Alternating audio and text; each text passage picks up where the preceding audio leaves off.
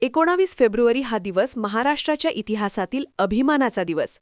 या पावन दिवशी हिंदवी स्वराज्याचे संस्थापक, स्त्री सन्मानाचे पुरस्कर्ते आणि लोककल्याणकारी राजे छत्रपती शिवाजी महाराज यांना समता सैनिक दलातर्फे अभिवादन व सलामी देण्यात आली. या कार्यक्रमात समाजसेविका कांचन वीर तसेच मोखाडे यांनी महिलांना मार्गदर्शन केले. त्यांनी आपल्या भाषणात सांगितले की जशा जिजामाता यांनी शिवरायांना संस्कार, शौर्य आणि धर्मनिष्ठेचे धडे दिले, तसेच आज प्रत्येक मातेनं आपल्या मुलांमध्ये संस्कार, शिस्त, स्वाभिमान आणि राष्ट्रप्रेमाची बीजे पेरली पाहिजेत. छत्रपती शिवाजी महाराजांनी स्त्रियांचा सन्मान राखण्याचा आदर्श संपूर्ण जगासमोर ठेवला. त्यांच्या राज्यात स्त्रीची अब्रू ही सर्वोच्च मानली जात होती.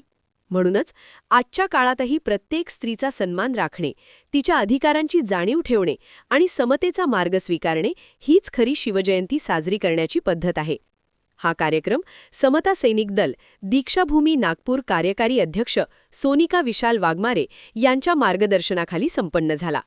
यवतमाळ जिल्हा अध्यक्ष अर्चना पुरुषोत्तम मेश्राम, यवतमाळ जिल्हा उपाध्यक्ष प्रज्ञा संतोष पाटील, यवतमाळ जिल्हा ट्रेनर इन्चार्ज मोनिका उमेश भगत, नेर तालुका अध्यक्ष रेखा राऊत, छाया गुज्जर, बबिता सवाई, प्रेमिला बनसोड, ललिता भगत, कोमल मेश्राम तसेच नेर तालुक्यातील शाखांचे अध्यक्ष, सचिव व सदस्य मोठ्या संख्येने उपस्थित होते.